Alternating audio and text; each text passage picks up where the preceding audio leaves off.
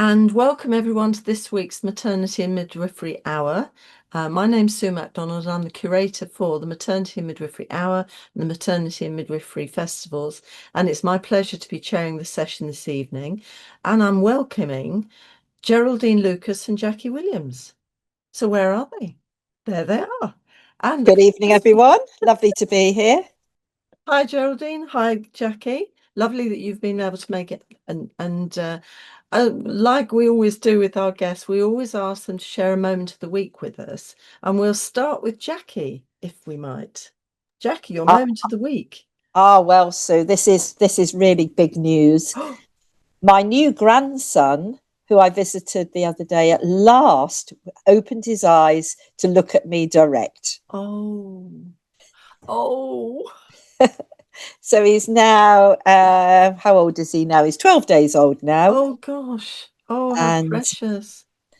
we met him at 4 or 5 days because there is a new, very positive thing, I think, Sue, that parents are now going into a bubble for the first few days just to be Oh, with themselves and maybe their other children, possibly a little quick visit from grandparents, but nobody else.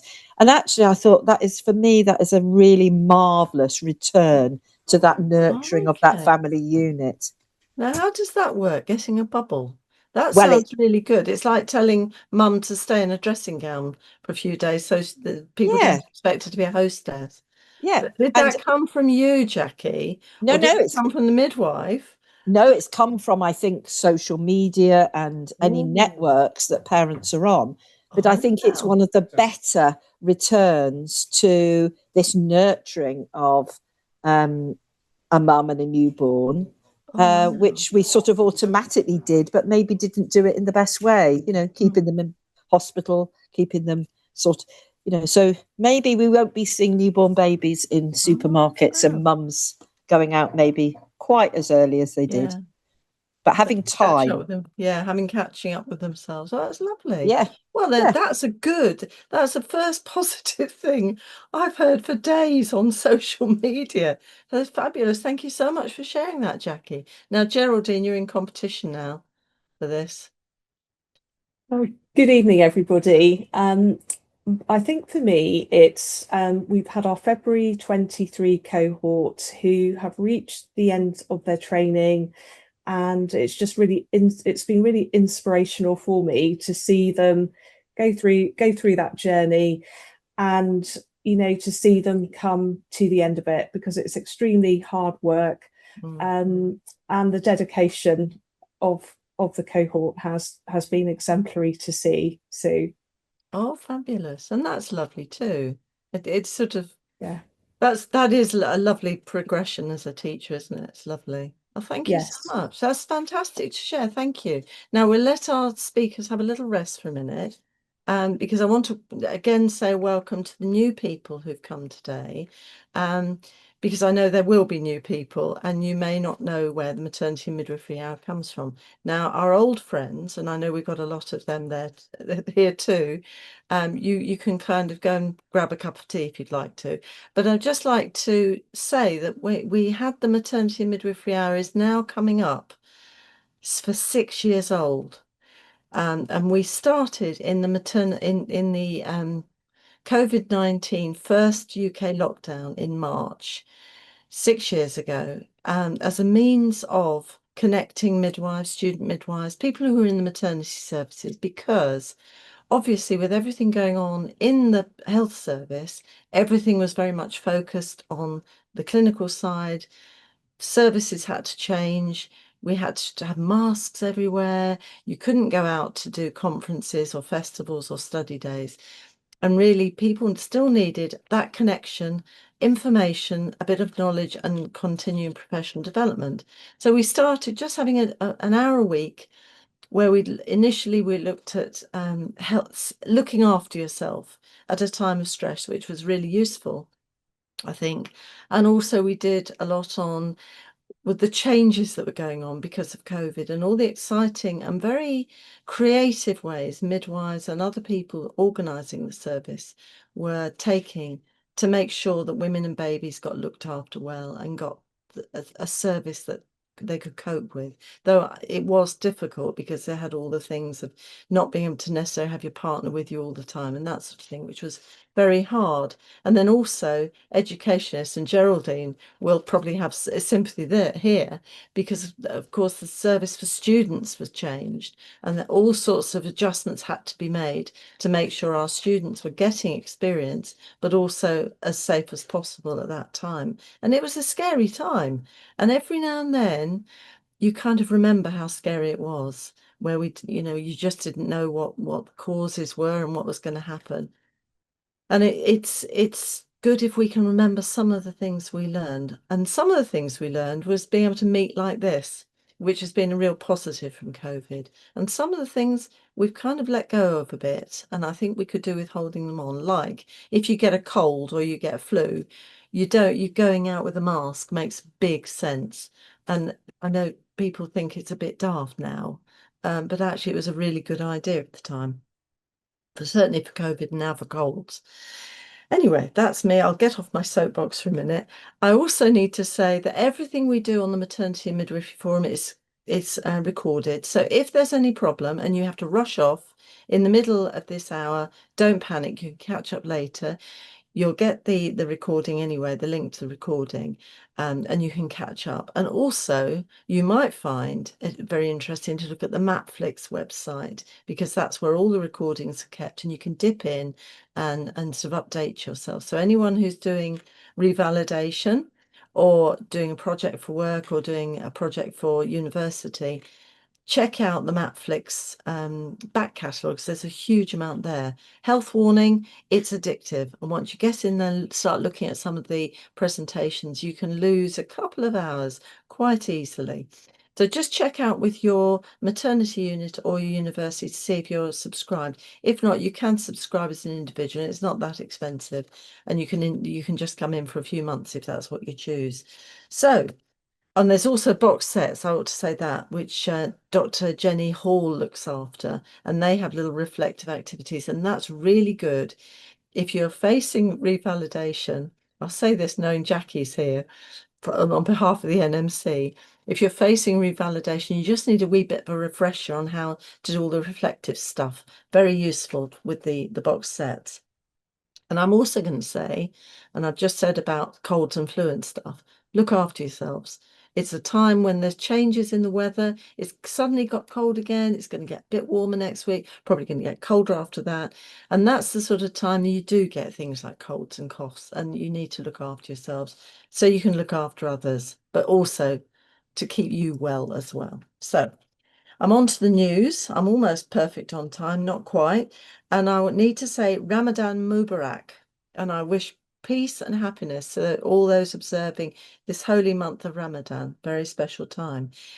It's also Ash Wednesday today.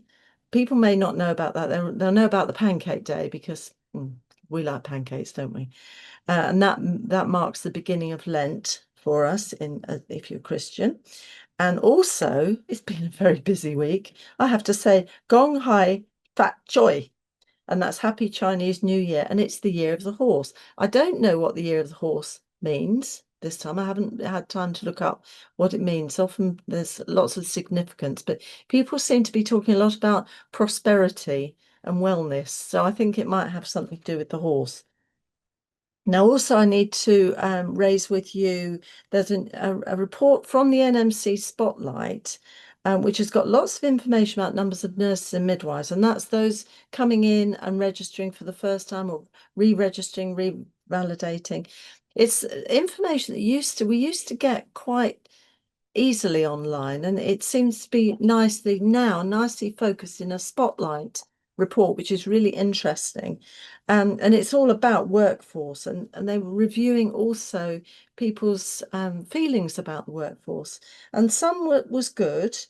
And 50% of practitioners, and that's nurses and midwives, said they were generally satisfied with their day-to-day work. I thought it was more worrying that a smaller number wouldn't recommend their choice of career to other people, which made me very sad, because I have to say, being a nurse, then a midwife, I wouldn't change a moment personally, but you know, it is a difficult time for some people, especially when some students are facing the possibility of not getting a job after they qualify, and that's awful, and we should be really fighting on that. I think there's a big day in Hyde Park, I think, but I'll get details around and we'll put that round a bit later, and that's to sort of really raise the awareness for students facing and not getting a job.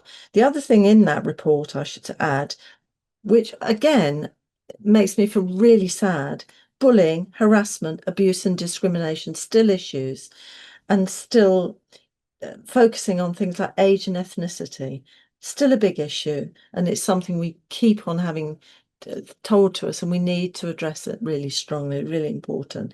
Now, I've put it on the resource list. Just beware, don't press print if you haven't got much paper in your printer, because it's around 60 pages, but it's worth looking at, especially if you're doing any work on numbers.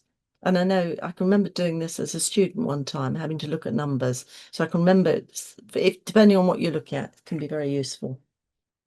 And there are other things that I know Jacqui and Geraldine are going to talk about, which are lit on that resource list. So enjoy that afterwards.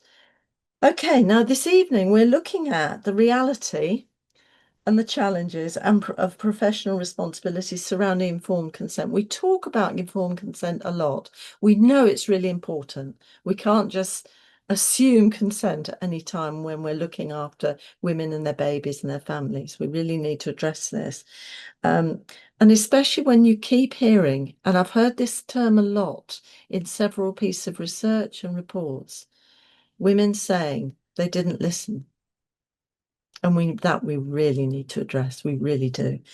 And so we've got, and I'm really so delighted. We've got two fabulous midwives joining us to talk about, and it's going to be like, now Jacqui called it a fireside chat. We don't have a fireside here. We're nice and warm and snug in here, but it's a kind of a discussion. But please do, as Geraldine and Jacqui are talking, if you have questions, just pop them through in the chat line with Paul, and he'll fire them through to me. And I'm looking over here now because they'll come through over there, and we can have questions and answers afterwards.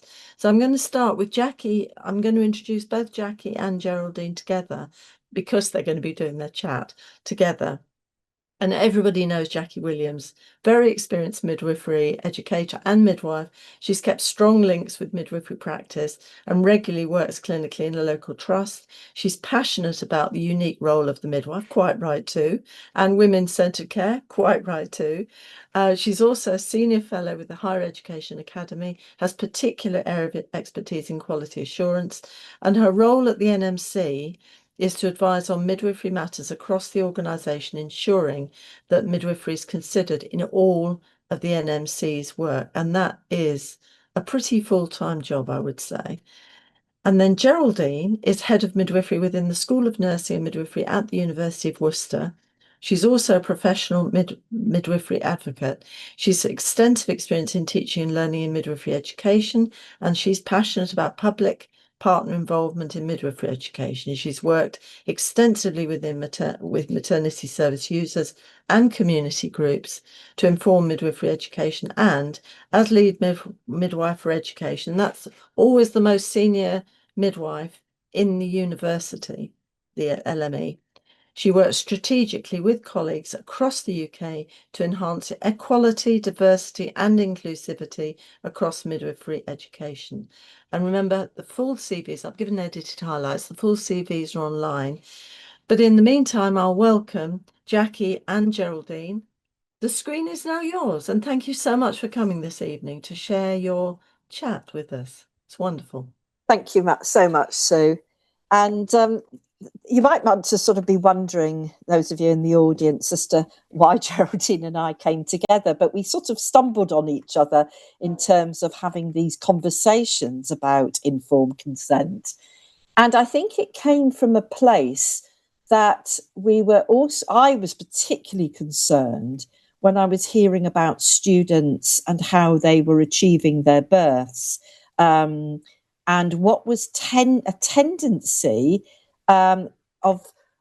with good intent of students rushing into rooms to catch babies. Don't like that phrase, but that was the phrase our students were using. and what that actually meant for the student in terms of the quality of the experience, because they didn't necessarily know the women and they didn't know their history or anything much about them. But more importantly, what did it mean for the women? Were they in a sort of a situation where they were sort of pushed into saying, oh, yes, I don't mind having the student coming in, even though they may not have met them? So I think that's how it started, wasn't it, Geraldine? So we've done this session before, but it was a recorded session, but we're delighted to do it again, really face-to-face as our fireside chat. So Geraldine, before we want to get going, I don't know if you wanted to say anything about how we got together. Yes, I think you're absolutely right, Jackie. I think we both felt very passionate. I think coming from a background in education, particularly, I wanted to really empower students in relation to, a person-centered approach to their care. And I think in regards to intrapartum, it's really, really pivotal that our students are giving women and birthing people the best experience throughout all facets of maternity care. But as you say, that's how we came together. I think from your perspective with the Nursing and Midwifery Council, and from my perspective in education, to really empower students in regards to making that experience as best as we can for people. And that's really brought us here, hasn't it, Jackie? Yeah. That from the perspective of the regulator, and actually we had some changes to the Nursing and Midwifery Council standards that around care and labour. So that was really quite pivotal. What did that mean? And how could we make that really paramount for students that we're educating to be midwives?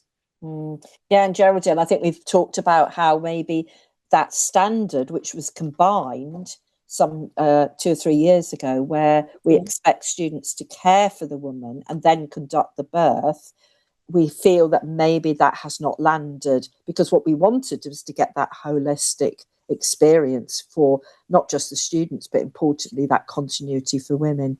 So, Geraldine, how would you then define informed consent? Yes, Jackie. So I did do quite a lot of reflecting on informed consent. But I think if we think about a student or a midwife who is practicing, there is an exchange of information that needs to take place. In order for somebody who's using maternity services to give their consent. And what's really important through that exchange of information is that the information that is given is evidence-based, and that's reflected in the NNC standards. And there has to be illustration that the person that's receiving the information has been adequately informed and understands that information. So that's really, really important. And we are looking after a range of people where English might not be their first language, or there might be reasonable adjustments that are required. There could be learning differences as well. We have to think about how do we effectively and sensitively give that information to the range of people that we look after in maternity services. And I think what's really important through that exchange of information is that somebody feels that they've been prepared to give consent, and it should be free from coercion. So there should be a balance within that information giving, and the maternity service should be able to give alternative options as well. So that's really important. And whoever's using the service should be able to decline if they feel, the choice does not feel right for them based on the information that's actually been given. And of course, the NMC code supports midwives to practice effectively, and they need to work in a way that involves women and birthing people to make those choices and decisions about their care. And of course, we know that maternity services users have a right to be involved in the decisions about their plans of care. And in some instances, they may actually decline that care. That's right. What does it actually involve then, trying to gain this informed consent, would you say, Geraldine? Well, I think what's really paramount is listening to the woman birthing person. So the NMC is very supportive and is wanting midwives, and we're wanting student midwives to take a person-centered approach. So that is very much having a relationship, with the person, listening to them, hearing what they're saying, in order to help them with that decision-making process. So I think a midwife would be discussing, the benefits, any risks, to something like a procedure as an example, considering reasonable alternatives as well, and just things like explaining what they're intending to do and why. And I think what's really important is maternity situations can happen very quickly, but sometimes the timing of when we give that information is really important.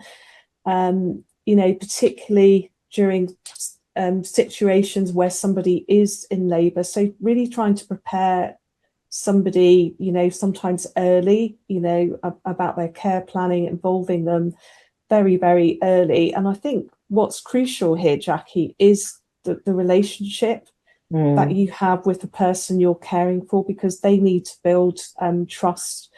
They need to build trust with the midwife who's caring for them. And I think, as you mentioned, Jacqui, you referred to the NMC code. So, that's absolutely important here. So all midwives are working within that code, but also we are trying to familiarise as educators students to understand and work within the NMC code. There's also legal requirements and ethical connotations to the care that we're giving as well. So that's sort of the background in all of this as well. So, a couple of other things that I've considered as well, Jacqui, is that real explanation. And it may be that we might stop what we're doing. So really sort of trying to read a person, how do they feel, even though they may have given consent.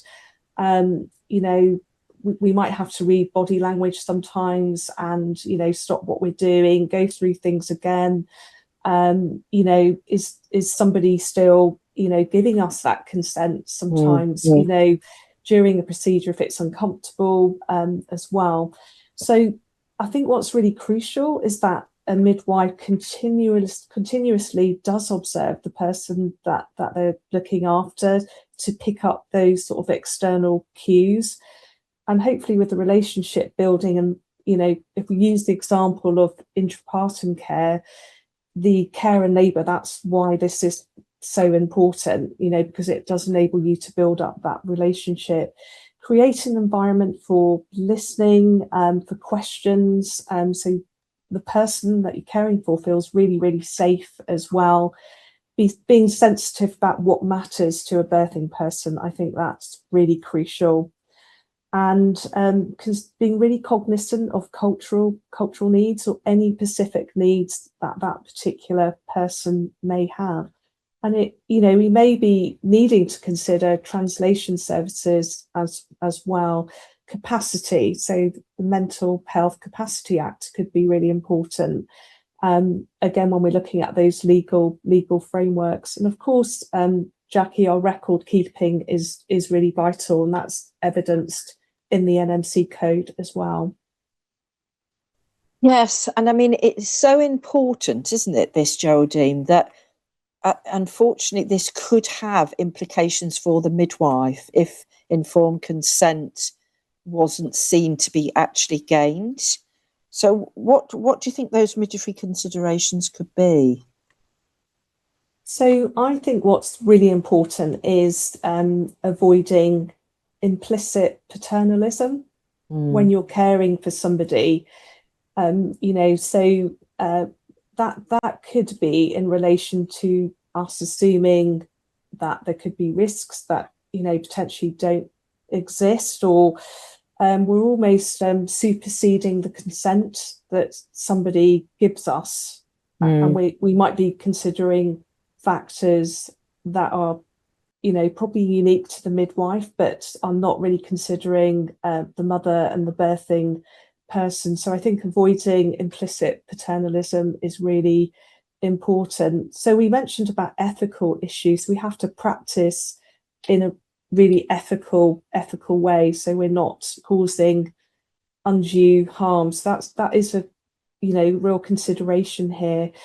And potentially we could be compromising safety, so safe care through some of the actions that we take if we don't have informed consent. Dignity and an individual's human rights are really, really important here. How is somebody going to feel, at the end of their care experience? So quality of care, it is absolutely vital here. And again, I think, a mnemonic like BRAN, which stands for benefits, risks, alternatives, and do nothing. That's what we need to be sort of considering in our approaches to gaining informed consent as well. And I think, Geraldine, as well, that paternalism about this assumption that we know what's right for that woman. And of course, she would want to accept that advice, but that is not necessarily the case, is it?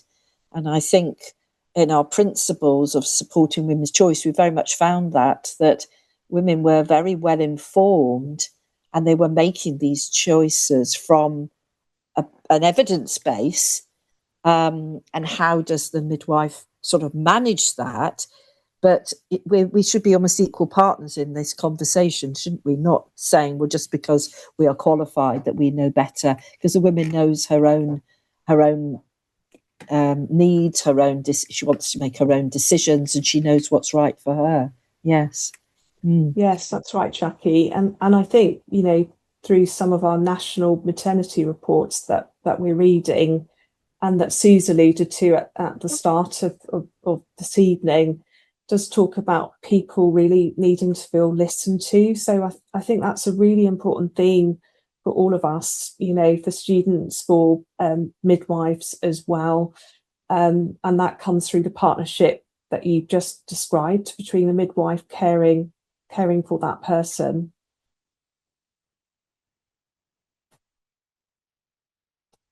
So, Jacqui, I just wondered if I could discuss a case with you, and it would be. Geraldine, do you want me to say a little bit more about the code? Oh, yes. At this point. Yes. And I'm bearing in mind, obviously, the code was produced some time ago, and we're doing a review on it.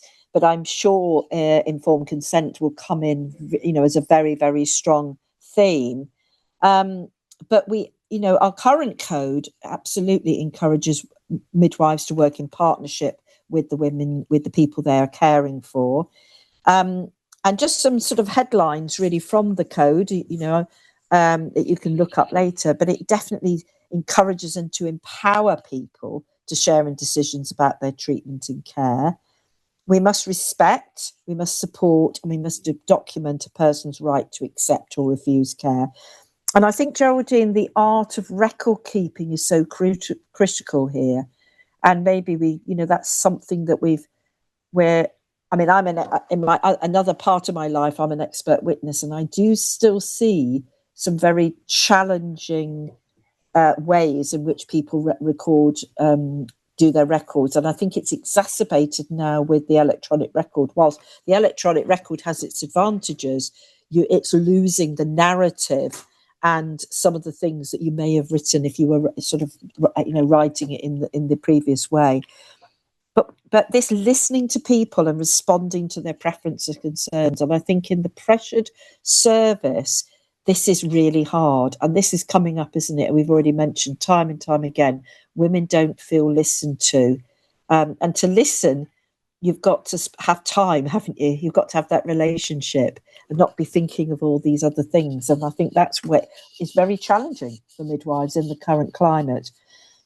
But we are very clear in the code that you must make sure you get properly informed consent, document it before carrying out any care. I think that is I've always had a little bit of a challenge with that, because I think in reality, to always document before you give it is quite different. And I think I welcome conversations about that, but you definitely need to get that informed consent. And balancing that need to act in the best interest of people at all times and the requirement to respect a person's right to accept or refuse. We must have anything that we give that's evidence-based, and that paternalism comes in again, isn't it? You've got to have that balance so that you get that broad evidence base, not just something, pick and choose what you perhaps would like to give. And of course, we've already mentioned lack of capacity, which is, of course, a totally different scenario, which we're, to be fair, we're not actually going to cover that today, are we, Geraldine? So no. But I think, yes, some case examples would be good now to really try and bring what we've been saying to light. So did you want to start with case scenario 1, Geraldine? Yes, thank you, Jackie. So this is a case. So I'll just give a bit of narrative about the case, and it would be really, really interesting, Jackie, to get your perspective. As a regulator, the Nursing and Midwifery Council. So this is about Chloe Deacon. So she's a woman who's pregnant. She's a Gravida 1 paranaut, and she's been on central delivery suite for 7 hours. And she had a vaginal examination that indicated she was fully dilated. At the handover, the midwife in charge asked Sarah, a third-year student, if she needs deliveries. Sarah has conducted 36 births to date. The midwife in charge indicates to Sarah that she should introduce herself to Chloe at the start of the shift with the intention of entering the room to conduct the birth. However, Sarah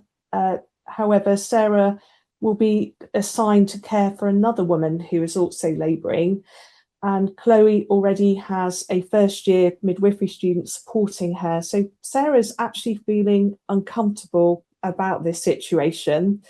As educators at the university have indicated that students should be providing care and conducting the birth and not entering rooms without informed consent. So it'd be really interesting, Jackie, to get your perspective from the code and the Nursing and Midwifery Council in relation to the case. Yeah, well, I've already mentioned about how we combined those two standards because actually they were separate previously, and we felt we wanted to combine them for exactly, examples like this. Now, I think it's difficult, isn't it? Because it is the change of shift. And if the student needs to leave, or there's some other reason why there needs to be a change of people caring for Chloe, then maybe there could be an explanation.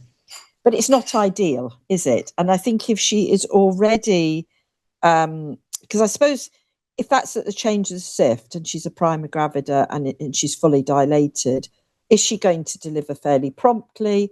Or is it going to be, a couple of more hours and then plus what's happening? So I think it's being the change of shift, it presents a slightly different issue, doesn't it? But I think we need to think of it from Chloe's perspective. She's had people caring for her for many hours. And the student, albeit that she's the first year, also needs births. And I think we've got into this really interesting scenario that third years are getting more priority because they're obviously wanting the births to qualify. And yet then suddenly we get into this scenario that always third years, and of course you get then this perpetuating problem because within the England midwifery ongoing record achievement, it talks about how students should gain about ideally 5 births in the first year, up to around about 20 for the second. So they enter the third year really ready to start more consolidation as they move towards their final numbers. But so I think if we take out the sort of change of shift situation, I think Sarah's right to feel uncomfortable. I think it's going to be a slightly difficult position for her to challenge that. And I have heard of students who've said, no, first year's in there, they've got a relationship, I'll wait.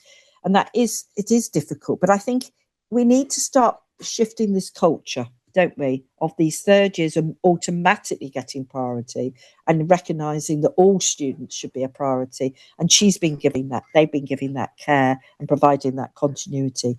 Because it's actually, is that the right time to get that informed consent that there's a change of student midwife when she's just about to give birth? She might have particular views, and you could argue that women give consent in that situation because, they don't want to offend, they're preoccupied, but actually would they give that consent if they actually had that discussed with them prior to that sort of situation arising? Now, if we took it that, say, Chloe had just turned up and she's actually going to give birth quite quickly, I think that's a totally different set of skills, Geraldine.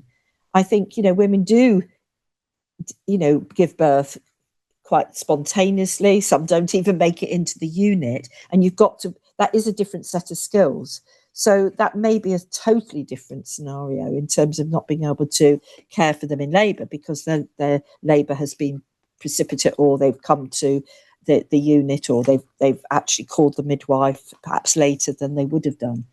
But I think what we really should be aiming for is that students are caring for the women in labour, and then they conduct that birth so they can build that continuity in that relationship within it.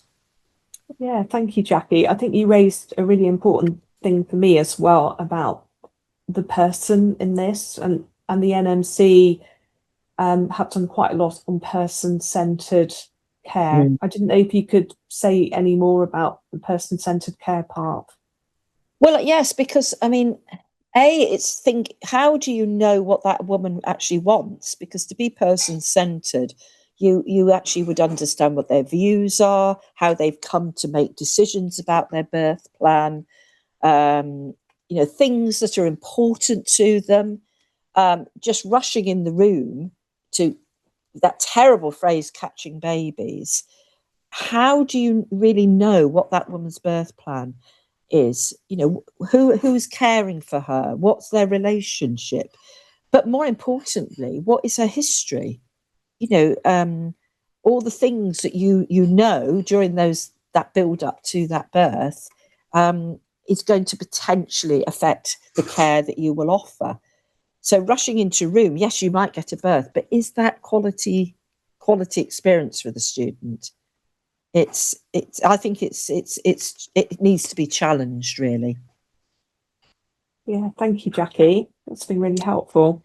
So I've got another one. I've got Martha Andrews, and she's a woman. She's in active labour. Oh, she's also a prima gravida, and she's been cared for by Bethany, the midwife, and Lorna, a second-year student midwife. And Bethany informs Martha that she seems to be progressing well. And Bethany asks Martha if she can undertake a vaginal examination to see how dilated she is. And Martha consents.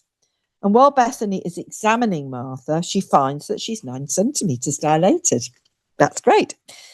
Whilst Bethany is examining Martha, she finds she asks her if she can rupture her membranes at the same time. And she indicates to Martha that this is likely to make the labour go quicker. And Lorna notices, that's a student midwife, that Martha is looking uncomfortable and worried about the procedure. So Martha asks if the procedure is going to hurt, and the midwife indicates that there should be minimal discomfort.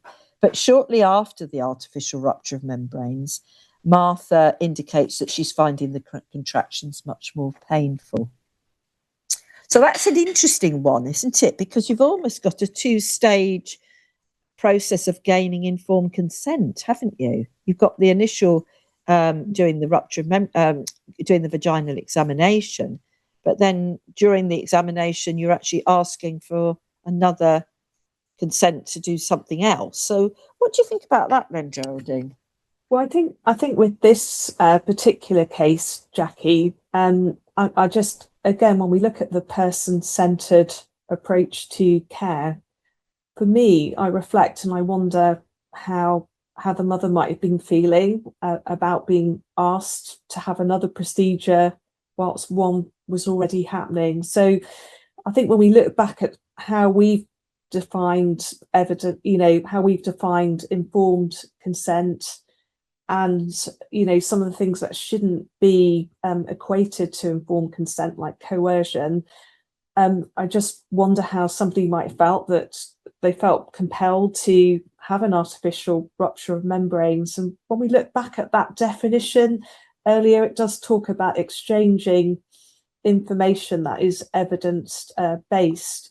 So the case is saying that the midwife is indicating that this could actually expedite the labour, and the mum's really quite uncomfortable after having an artificial rupture of membrane. So I think, how has that evidence-based been explained, so that Martha could actually make that informed consent?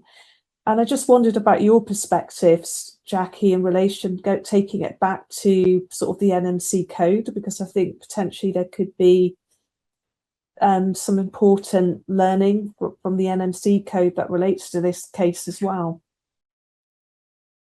Yes, I mean, it feels like, all of those scenarios about what would have happened within the vaginal examination should have actually occurred prior to the examination, and not necessarily even when they're in labour, so that the woman really understands that that might be something that they would additionally gain consent for, but they would have had the conversation about the pros and cons and, how they feel about it, but still checking that they're happy to sort of still proceed based on that earlier conversation.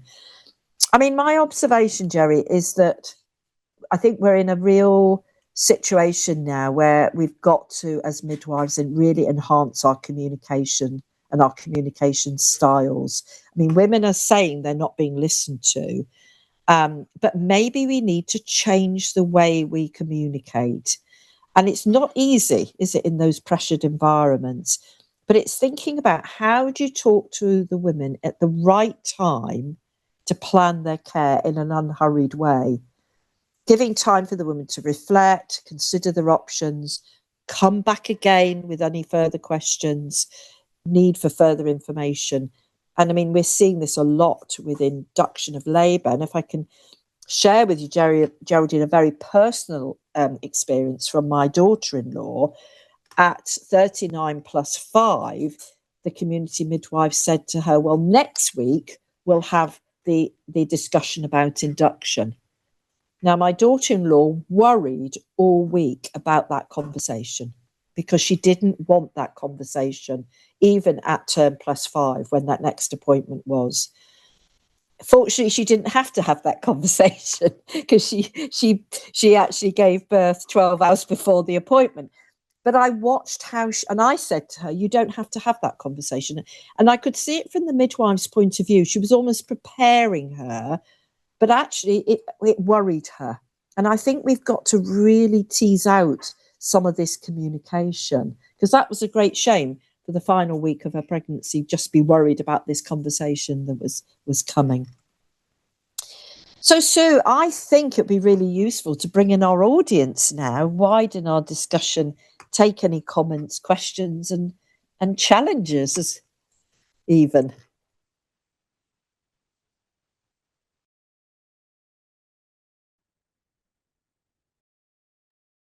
Sorry, I was just trying to unmute. It seemed to take a bit of a time. Sounds like a typical Zoom thing. That's really interesting. I wanted to know the end of the story, as I always do, but I know they're case studies. So yeah, but they are made up studies yes. to be fair, to just to illustrate the points. Not my daughter-in-law. That was not a made up story. No. But I think I'm certainly hearing more students coming to the NMC to say this is what's happening. And I suppose it's important to say, Sue, that I think labour ward coordinators, midwives, their practice supervisors are doing it with good intentions. They're doing it to get the students' births because they know that that is something, you know, that they need to get. But I think we need to maybe take stock to think what the impact of that might be. Yeah. And I think it's worth sort of stopping to think about the issues, because even, I mean, it's interesting, isn't it, when you were talking about the possible changeover with the student midwives, and it kind of made me think, well, I wonder, in any other field of life, if you're in the middle of something, like you're having an operation or you're at the dentist having care, you wouldn't expect someone else to kind of sweep in and come and take over. And the whole psychological thing of the woman thinking, this is how it's going to be, this person's going to help me birth my baby. You know, we don't know how, for that woman, Right. it may be that the woman would have seen that no, was it the second midwife? She might have thought the third year student looked nicer. She might have thought, well, she's got Yeah. nice eyes, and I'd like her to help me birth my baby. And you kind of doing a check-in there, mind you, that, you know, it might put the woman in an uncomfortable position, of course. I think we've got to remember, Sue, as well, that students are supernumerary. So if it looked like that this woman was progressing during the shift, there would be no reason at all to actually to step out for an extended time, take a break, a proper break, and then come back. And if they were able, I'm not saying that, you know, they've got their own commitment, students, but if they were able to stay on for a period beyond the shift, there's no reason to do it. Now, I know Geraldine will have views on that. She doesn't want students doing lots and lots of hours all the time, but you know, there's a little, you know, just thinking about how that could be sort of managed so that the student gets the outcome, and obviously important for the woman. But I think it has to be done on an individual basis. But we do work by constraints of shift patterns and whatever. And of course, women don't follow shift patterns. Well, because you're kind of talking about individualized care for students.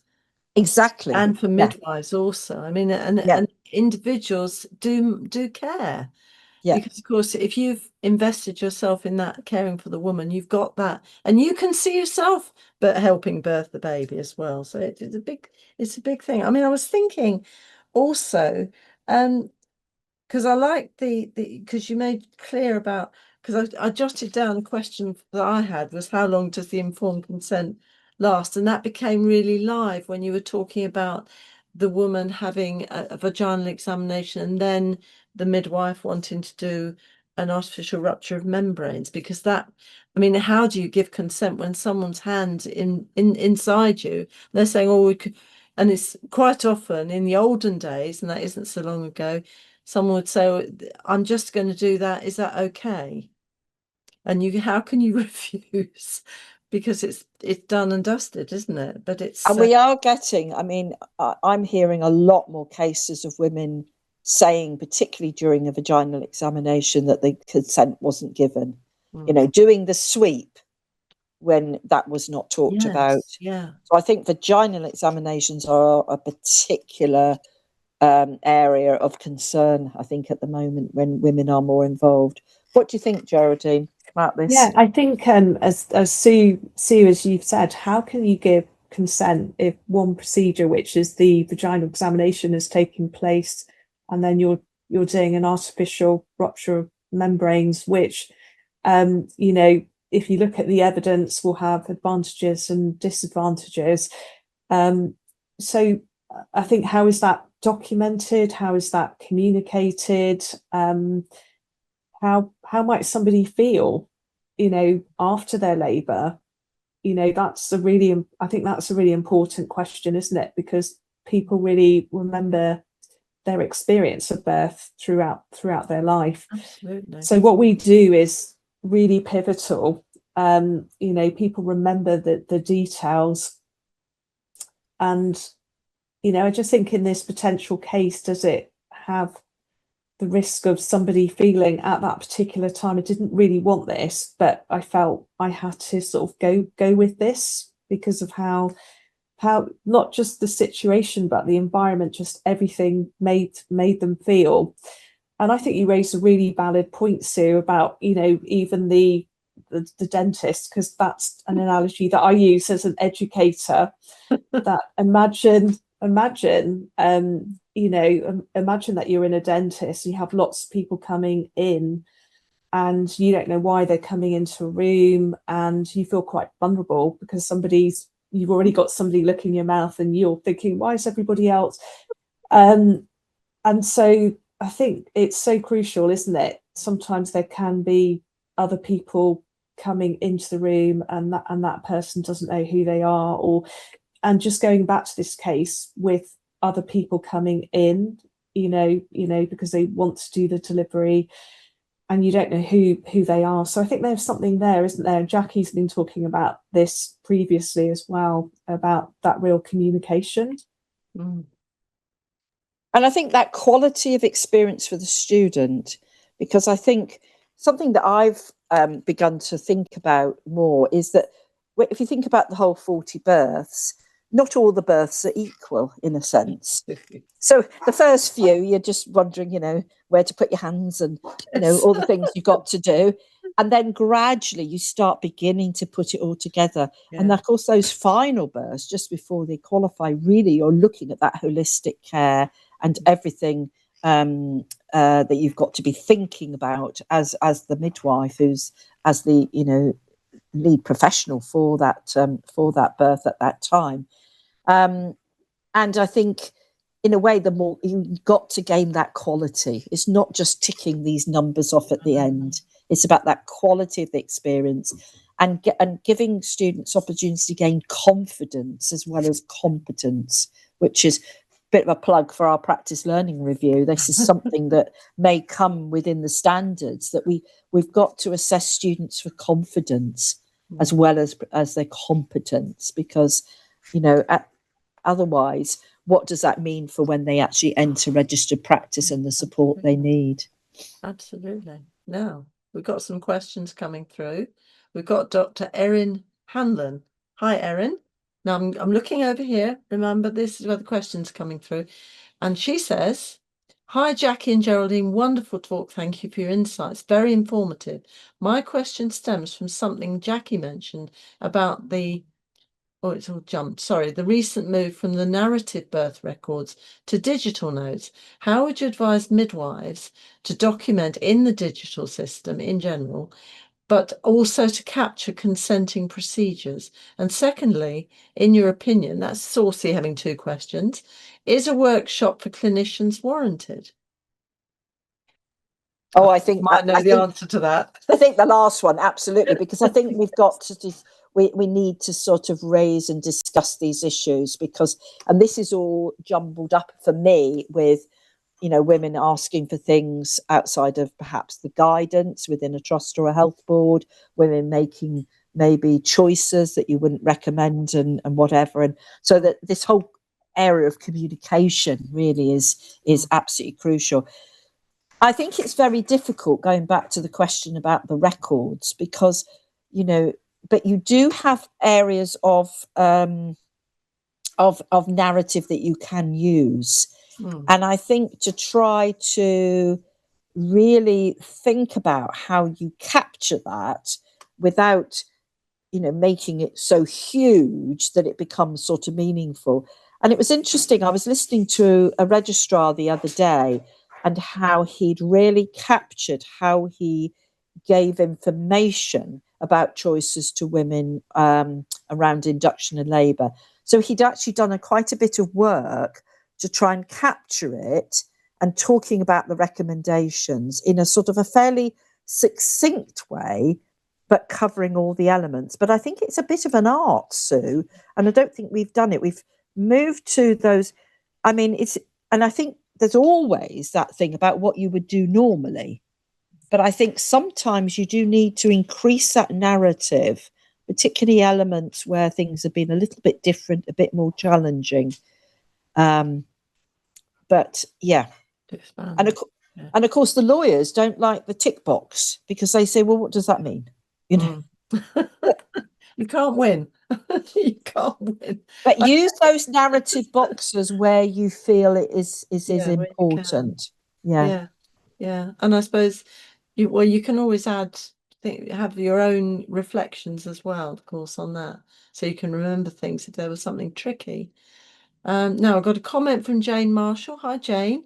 And Jane says, with practice partners at the local trust, the two AEIs have developed a birth priority system that considers all student midwives on duty undertaking intrapartum care on every shift, regardless of the stage of training. And if the woman is one of the student's caseload, this will take priority over any other student, including final year students. This respects the woman and continuous care. That's really useful, Jane. Thank you for that. And I'm working with Jane actually tomorrow in Leicester. I'm going to find out more about this because I think she needs to share it, particularly with the LMEs, so they can share it with their practice partners. And this is the thing about being a midwife in a fairly good little world of midwives. We all know each other, ish. And I've got Josie. Hi, Josie. And Josie says, as a student midwife, I'd love to see more births being achieved in year 1 and 2 and not crammed into year 3. As personally, I'm on 38 deliveries and technically finished my degree last September. Okay. It is hard to get the balance because some students will get more in the first and second and do catching up. So well, I know. I think it's just. I mean, I was working with a student on Sunday, and she came into her third year with 8 births. So her labour care is good, but how is she actually putting all this together? You know, when she's still very early on with those births. I think it's. I mean, we need to get a balance, don't we? That I think if we could get to a point where students follow women, that would be marvellous. There are still plenty of births where, physiological births where there's no student present. Women don't all, give birth. I don't mean to be facetious, but they don't all give birth in the winter and spring terms, for example. There are births in the summer. There's births on Christmas Day. We need to get that spread of students, don't we? So that there's not too many students on any one shift or any one time, so that they can. But I think as well, and if students have time to make up, if they can do it more frequently throughout the 3 years, but it's trying to get them to enter their third year in probably a better position than perhaps what has been happening. And sometimes you might have to do some catching of babies. And I think Jackie made the point earlier that sometimes this happens anyway. And you have to, the skills you learn in catching a baby and when you haven't had that huge amount of time with the woman, it teaches you how to get a relationship very quickly with the woman and the kind of key points of what you have to do as a midwife in a fast way. But it's not ideal. But you learn what you can from that. And not all the time. No, not all the time. Definitely not all the time. Wouldn't dare. Another comment from Jane Marshall. To ensure all students' needs are addressed and they feel valued, we're closely monitoring how many PRERs they achieve each year. We've started to adopt the guidance on the MORA. Everyone knows about the MORA. This is the assessment process, clinical assessment record, to ensure students are closer to the guidance figures each year so they're not a great deficit by the final year. And then I've got Nirupama Prabhakar. I don't know how to pronounce that correctly, Niru. I hope that's okay. She says, hello, speakers. Thank you for this opportunity. It's very informative. I'd like to share my personal experience in maternity as a mother. I was full term with contractions. The midwife who came to check my dilatation did not inform me or seek consent, but induced me. I didn't know this was negligence until a few years later, after I got involved in into maternity myself.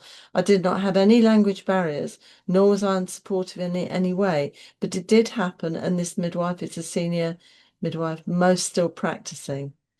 If student midwives are to be trained by them, that would be another generation of midwives who may fail.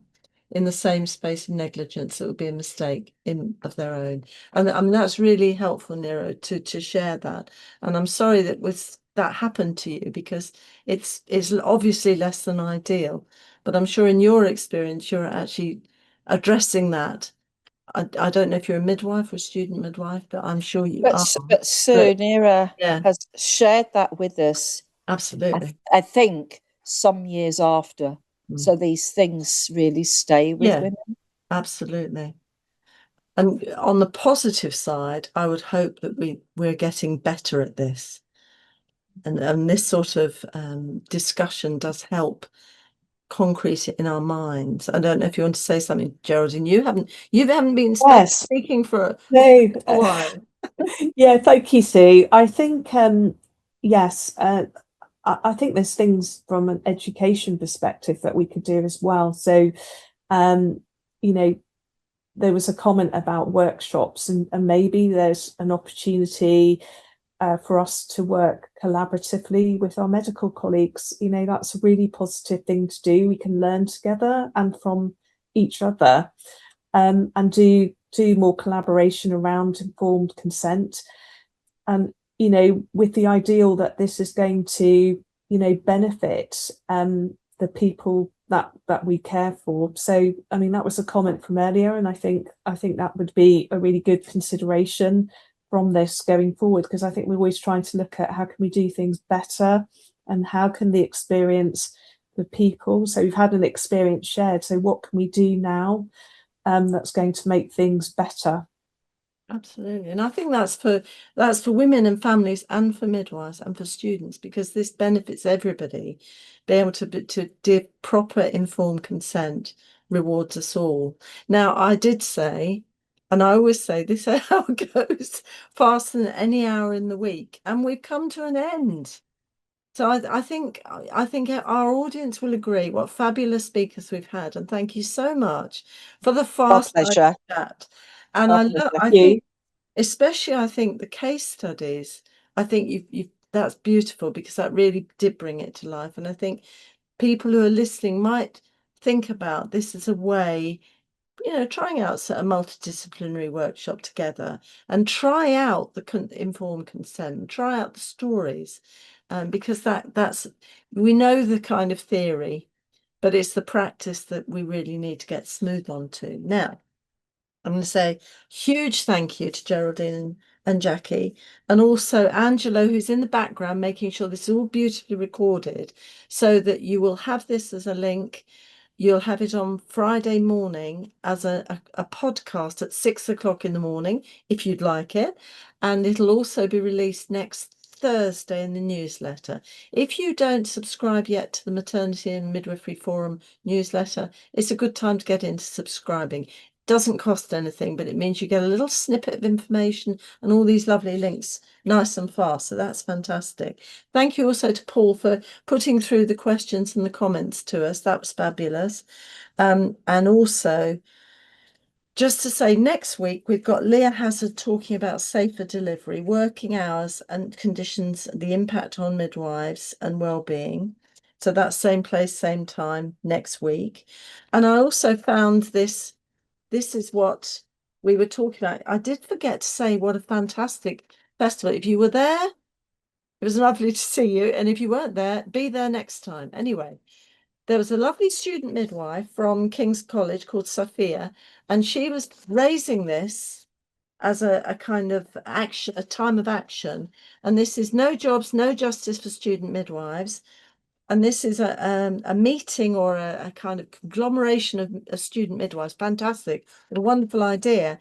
3rd of March this year, 4 p.m. in Parliament Square Gardens, to have a meeting and really raise the issues of no jobs for students, because this is really important for us as midwives and for you as students. So there is information online. So have a look on Facebook or Twitter or Blue Sky and get that information. And in the meantime, thank you all so much for joining us. Think about your informed consent, think about yourselves, and take care. We'll see you this time next week. No, an hour earlier. Same place, same time. Take care.